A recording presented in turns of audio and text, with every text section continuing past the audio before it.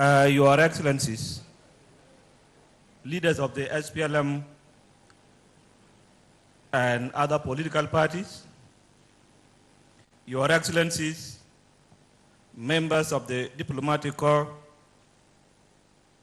Your Excellencies, invited guests, ladies and gentlemen, I would like really to welcome you all, members of the SPLM, to this gathering. And as you have seen, this is the second ordinary meeting for the National Liberation Council of the SPLM. Before we continue, let me invite all of you to stand up and observe a silence in honor of our fallen heroes and heroines.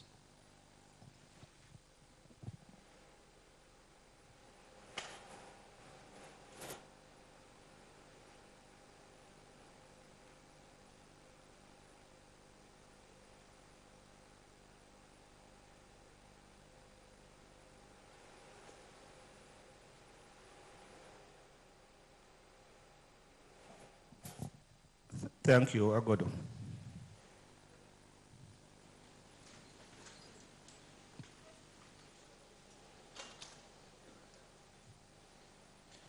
Today, we are holding this National Liberation Council meeting in an independent nation.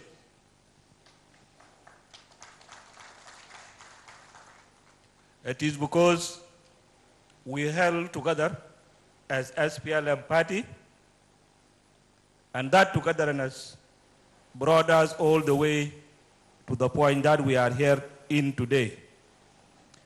The struggle we led during the war is not enough. That they know we could have also disintegrated there, and then would have not achieved the goal that we have now achieved today. This meeting of the National Liberation Council has been overdue. It has been overdue because we were facing so many other challenges. You are all aware that this country was engaged in many important events. These events, after the first National Liberation Convention and the second convention, and then we held the first NLC meeting, I think you all know that came after that the population census. It was not an easy thing. After the population census, we went for elections. And after the elections came the referendum. It was not easy to go through all these things. And after the referendum, of course, we were now heading for the independence, which we have achieved. Those things were not easy. So after the independence, again we were faced with many other challenges, whether being old problems or new problems. Nevertheless, your political party, the political bureau of the SPLM, has been diligently working and making decisions in regards to the party for our all benefit. It was not easy to call for the National Liberation Council, and it was not easy also to call for the National Convention. But as it is in our constitution, the political bureau has that mandate to make decisions in the absence of the National Liberation Council. These decisions will be clearly outlined later on in the briefings, in the reports from both the Secretary General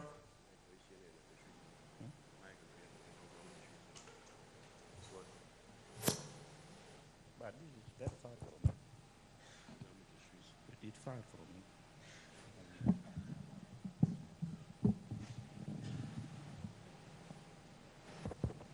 Yeah, I'm told that they know this one, the Amul Tashwi. So let them take it away. And they went and put the thing very far away from me. I think they are underestimating my height.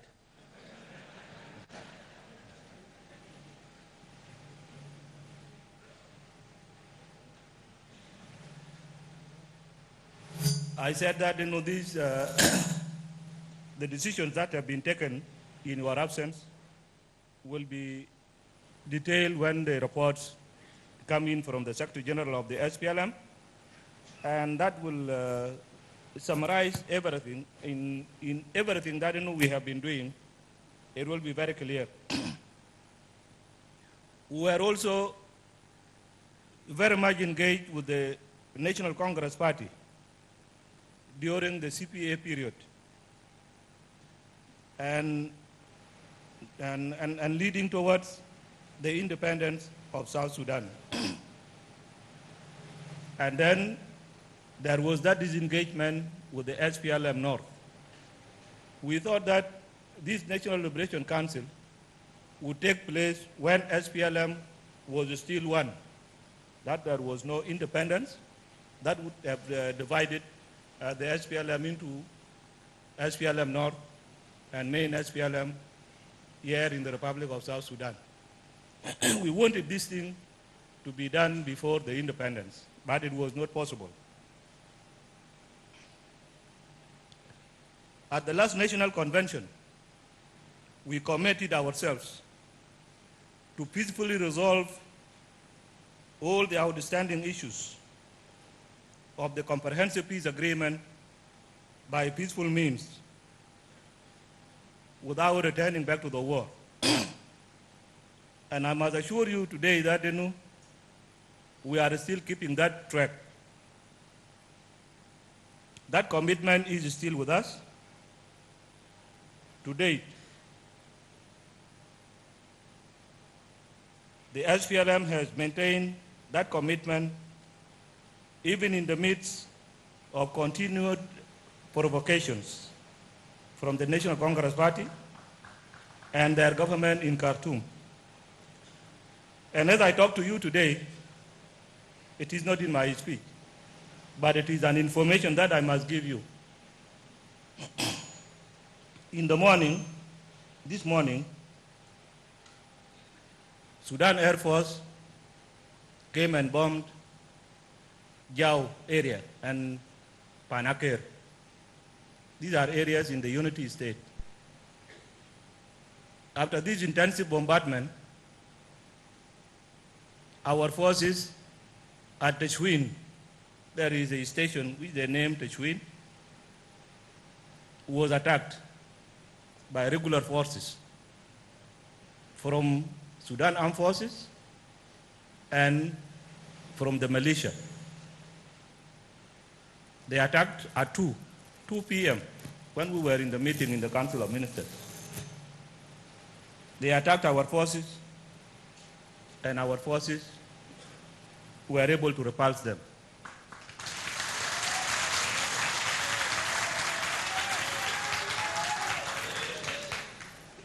When they ran, جيش الشعب طلع من الخنادق وجرى وراهم. لما دخلوا معسكر بتوعهم الكان طلعوا منهم، مشى دقوما كمان فوقوا ومشى طلعوهم كمان دخلوا لهجليج. And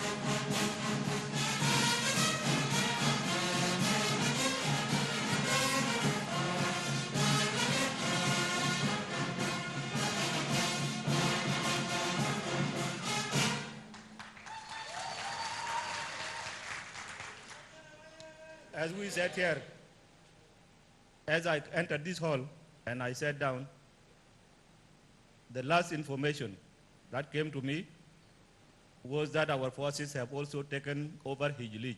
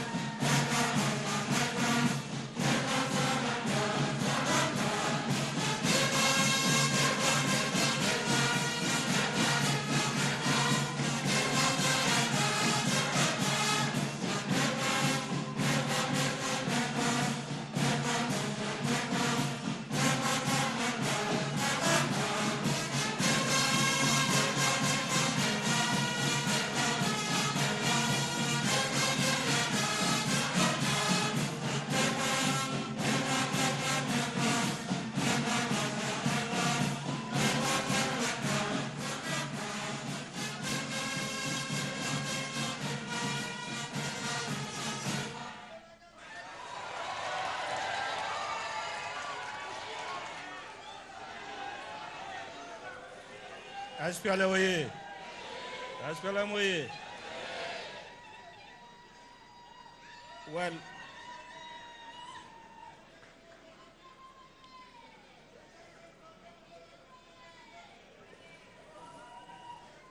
Well, ده الكلام الجاني وانا قاعد معكم في الهول هنا. امبارح وزير الدفاع السوداني مشى كادوغلي وتالودي وافتكر مشى لهجليج. الخطبة بتاعه قدام الجيش اللي أنا شفته وقال إنه دارين سلام، لكن مش سلام كده، سلام إنه نافك فوق وراس بتاعك فوق. لو ده يعملوا كان ده تعليمات فيه عشان إنه نازل يجي يهجم على القوات بتاعنا. That would have been a miscalculated error. وهو will regret to himself.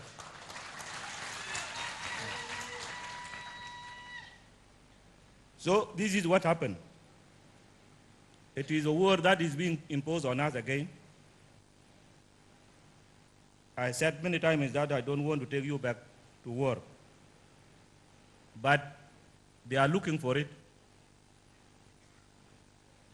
وكلام بتاع هجليج ما كنا دايرين نعمله بشكله، نحن عارفين هجليج منطقة بتاعنا وكنا بنقول براه انه يكون اطلع برا منه بالقانون so that we take it over. لو بقى كان ماسكينه بالقوة يا ده قوة حسن.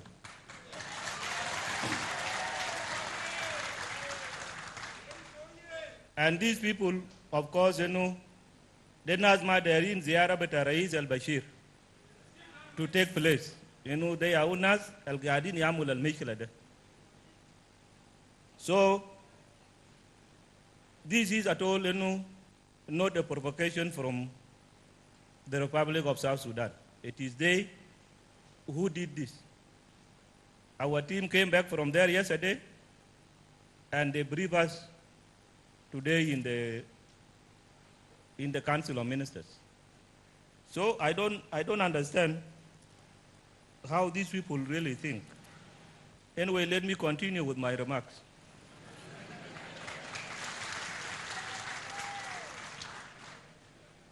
the National Congress Party continues to direct their feet on the implementation of the CPA provisions, even after our independence.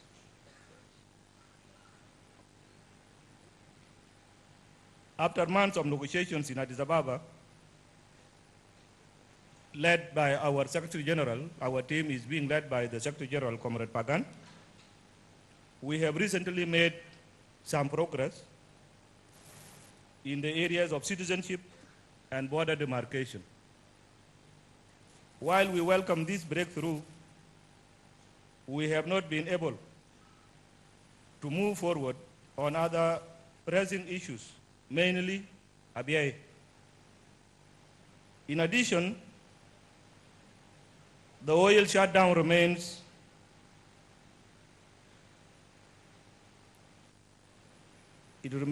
unresolved. In an effort to end this impasse and move the negotiations forward, I have invited President Bashir to come to Juba for a summit between me and him. President Bashir has accepted my invitation, and we look forward to welcoming him here in Juba on the 3rd of April.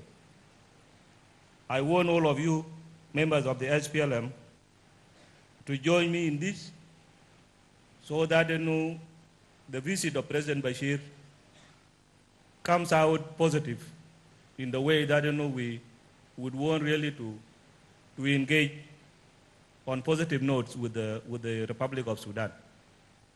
Despite what they are doing today, we should not be really distracted by what they are doing. Let us move forward straight.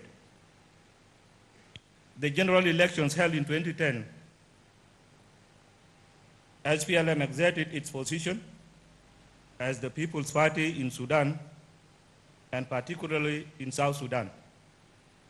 Our candidate for the presidency of Sudan, Comrade Yasser Arman, was the second in the elections.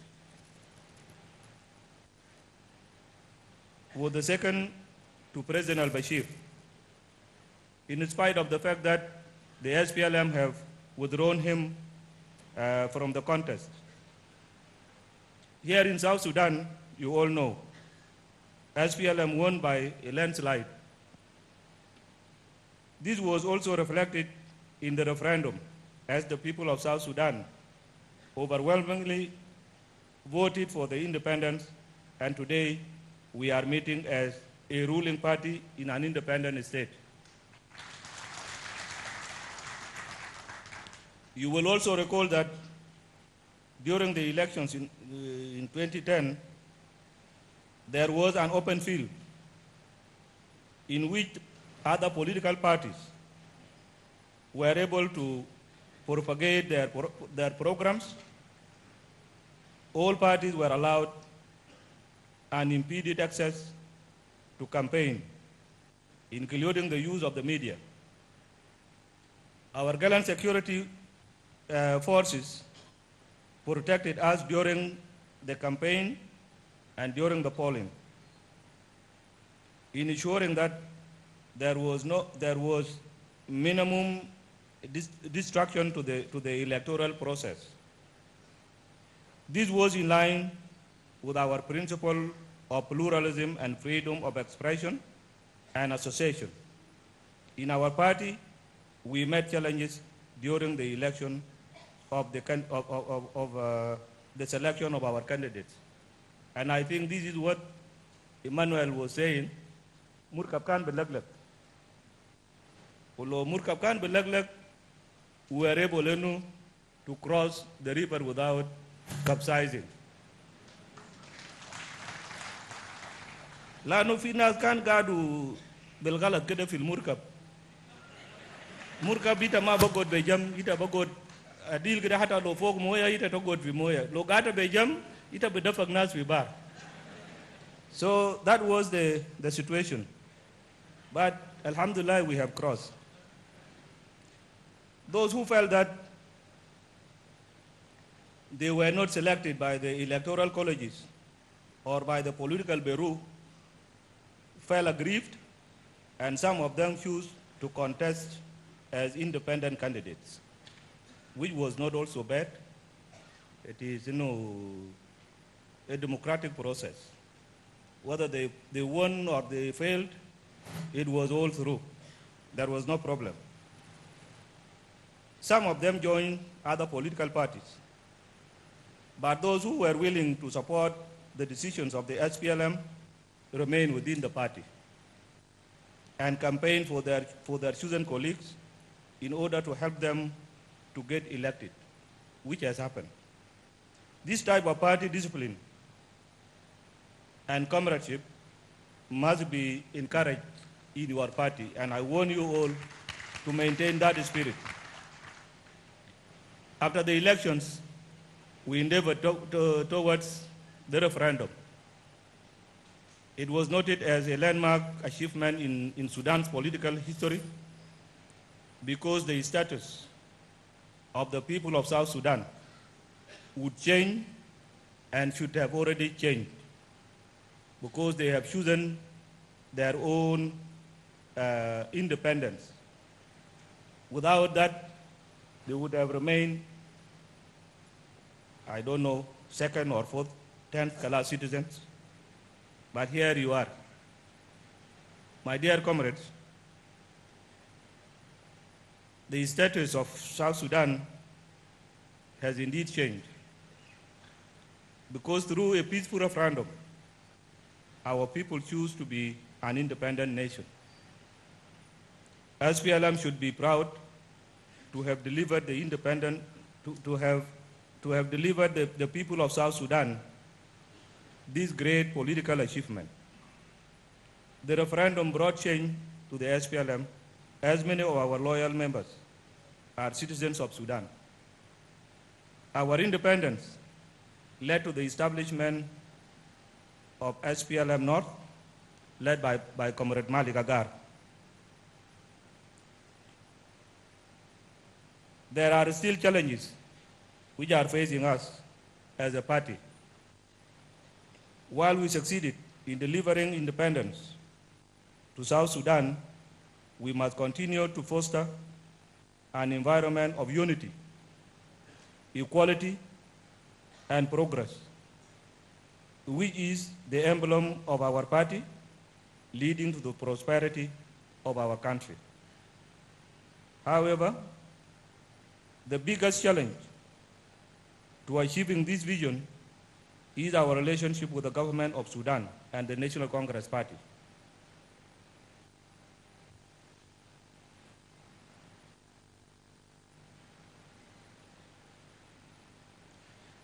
They have created, sponsored, and armed militias that continuously disturb our border states.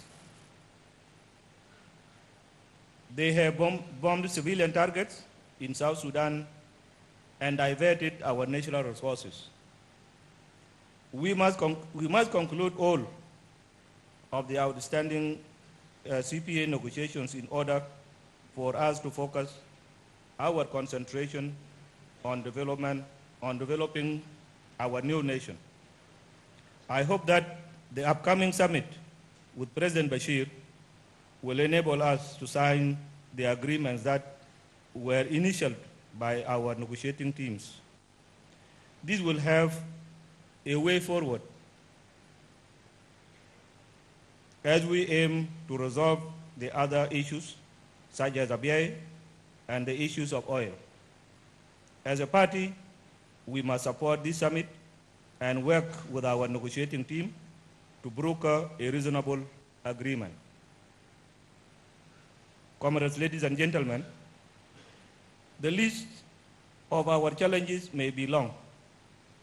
This includes meeting the development challenges, encouraging peace and reconciliation, and providing services to our people. However, we must remain vigilant.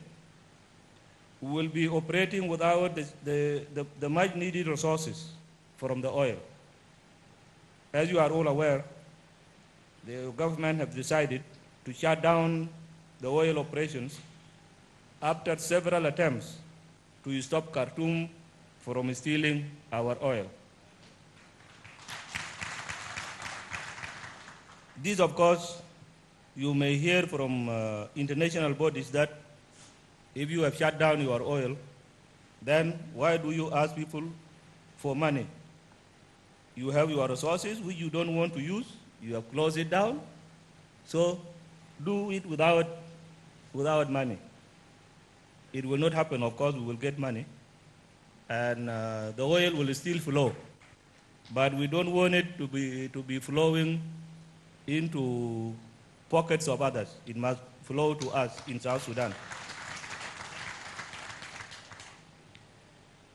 This puts enormous pressure on the government to fulfill budgetary obligations. We have introduced austerity measures and continue to explore ways of increasing our non-oil revenues. As SPLM cadres, we count on you to help explain to our people the reasons for this shutdown and the steps that the government is now taking to ensure that much needed services are not heavily disrupted. SPLM as a party will promote national unity, reconciliation and healing as a priority. To be able to achieve this, the SPLM-led government will double our efforts to consolidate unity and to promote reconciliation among the people of South Sudan. Much of our insecurity has been caused by illegal possession of firearms, which has encouraged cattle rustling and other disruptive activities. The situations currently taking place in Jongole, Unity, Lakes, and Warab states are undesirable, and we must not accept them at all. Your government has put in place some mechanisms for peaceful disarmament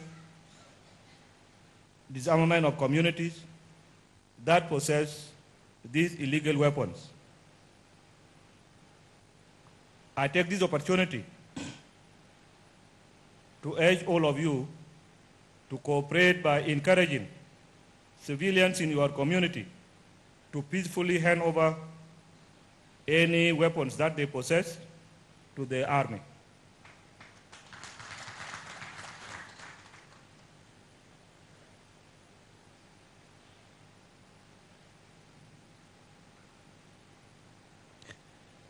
And as members of the National Liberation Council, you use your positive influence to encourage peace and reconciliation in your home areas,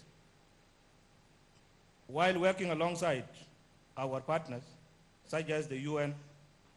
We must take responsibility for our insecurity and make every effort to guarantee peace and stability. Food security is another important as our physical security. The UN has informed us that our country will have a deficit of about 400,000 tons of food, which we need to work very hard to guarantee. Your SPLM-led government is doing all it can to import food and essential commodities to ensure that the disaster is abated. However, we encourage the development of our agricultural sector in order to produce food right away from here home. This is the only way to lasting food security. We must all engage in the food production and influence your communities to do the same. Education, healthcare, and infrastructure are all among government projects that have been given priority. We must work together to bring education to all children, but in particular, the girl child.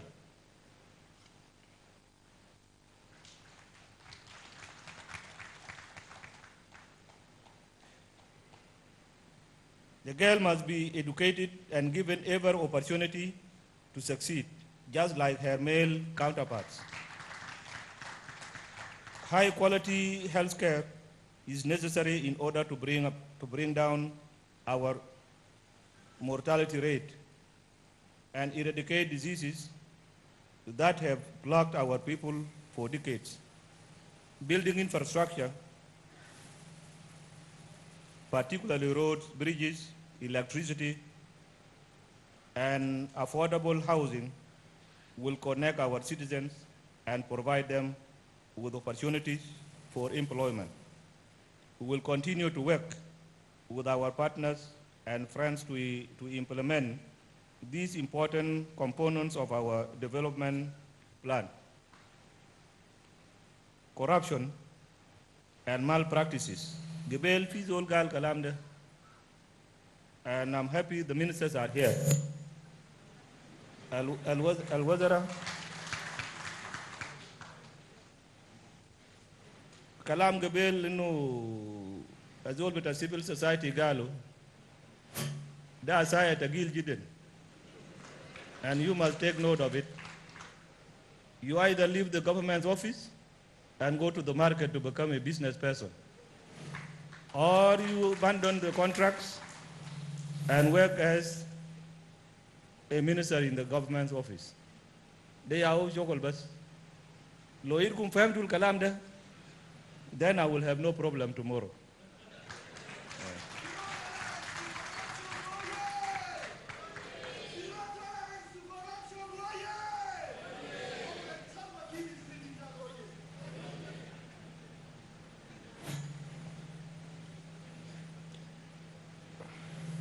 Corruption and malpractices still continue to impede development. This practice is draining the limited resources we have, and it has the potential to undermine the mission of the SPLM. As a government, we have put into place several mechanisms for combating this corruption, including bills on transparency and accountability. These laws will be enforced, and anyone who violates or intends to violate or is suspected of violating them will be prosecuted by law. The SPLM must also enforce these laws within the party. As I mentioned earlier, our circumstances have changed. As a party, our constitution and manifesto all refer to our previous political realities. The current political dispensation and status require that our basic documents conform to our current political reality. That means you will have to work on them to update or upgrade them so that so that there is no ambiguity in all these documents. It is therefore of paramount importance that these basic documents are made compatible with our political reality, as it will affect our structure and the way we do business. As we carry out this restructuring and reformation process, we must recognize that we are now in an era of democracy and political pluralism. SPLM, our party, affirms its total and unwavering commitment to democratization and political pluralism in our country. We would like to pursue a policy of harmony and social cohesion, which is according to the guiding principles of our Constitution.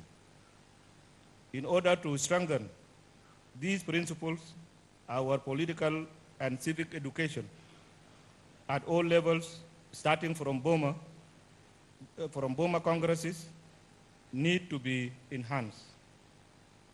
This will ensure proper organization and mobilization of our cadres. As we do this, we should be conscious of empowering of our women and the youth leagues. Women and youth constitute the majority of our cadres. Their development is paramount and will contribute enormously to the development of this country. My dear comrades, ladies and gentlemen,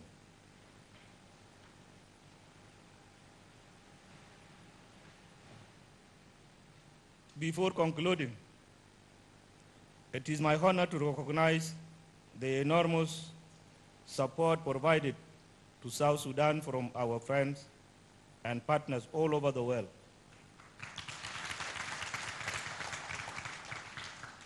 This support has been demonstrated both materially and politically. We want to say thank you for supporting us, all of you friends. We in South Sudan are now free. But remember that injustice continues in Darfur, South Kordofan, and Blue Nile. As a party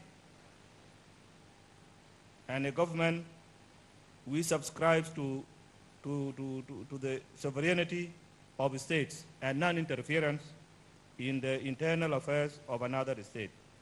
Yet, we are mindful of the pain that the people of those areas are experiencing. And it is exactly the pain that we in South Sudan have endured for many years.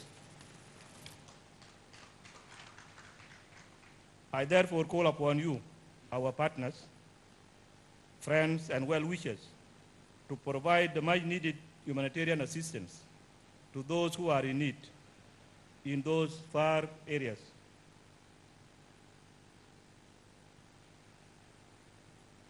And then we ask for a peaceful solution to the conflicts that are still pertaining in those regions.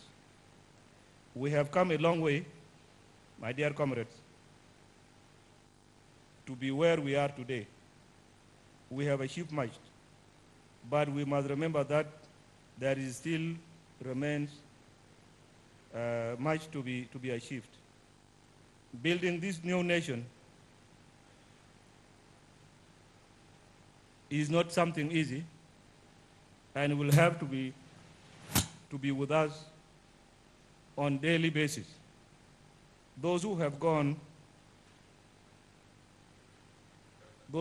ahead of us, those who have sacrificed, whom we were honoring before when we stood up here, they have done their part.